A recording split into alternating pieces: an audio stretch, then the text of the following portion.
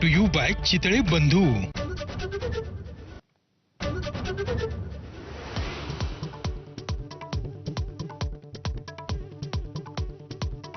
NDA कडून उपराष्ट्रपती पदासाठी सीपी राधाकृष्णन यांना उमेदवारी। भाजप राष्ट्रीय अध्यक्ष जेपी नड्डा यांची घोषणा।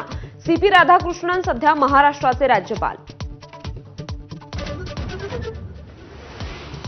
उपराष्ट्रपती पदासंदर्भात मल्लिकार्जुन खरगेंच्या कार्यालयात आज महत्त्वपूर्ण बैठक। तर निवडणूक बिनविरोध करण्यासाठी राजनाथ सिंगांनी खरगेंना फोन केल्याची सूत्रांची माहिती। 7 दिवसात प्रतिज्ञापत्र सादर करा, अन्यथा देशाची माफी मागा। मतचोरीच्या आरोपांनंतर निवडणूक आयोगाचं राहुल गांधींना आव्हान।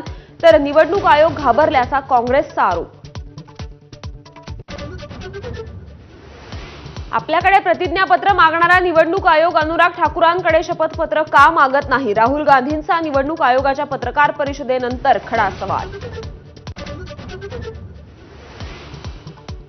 अजित पवार आपल्याला सातत्याने टॉर्चर करत असून भाजपच्या वरिष्ठांनी अजित पवारांबाबत निर्णय घ्यावा। रोहित पवारांवर केलेल्या भावकी संदर्भातील वक्तव्यावरून राम शिंदेंची उपमुख्यमंत्री अजित पवारांवर टीका।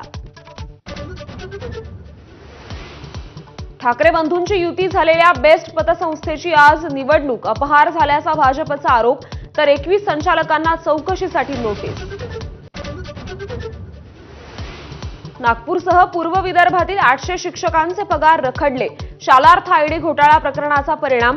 पालकमंत्री बावनकुळे घेणार एसआयटीच्या पोलीस उपायुक्तांची भेट। श्रीमंत रघुजी भोसले यांच्या ऐतिहासिक तलवारीचं आज सकाळी 10 वाजता मुंबई विमानतळावर भव्य स्वागत। मंत्री आशिष शेलार तलवार स्वीकारणार। तर ही तलवार रॅलीच्या माध्यमातून पु ल देशपांडे कला अकादमीकडे नेण्यात येणार।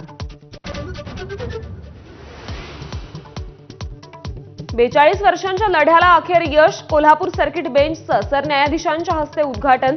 सातारा, सांगली, कोल्हापूरसह 6 जिल्ह्यातील प्रलंबित खटले सर्किट बेंचमध्ये चालवले जाणार।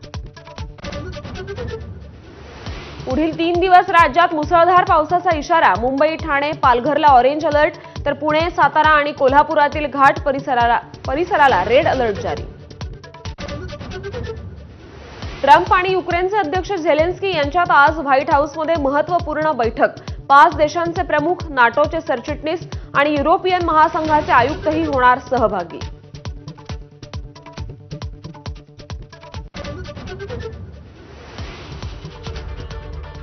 नमस्कार महाराष्ट्र आणि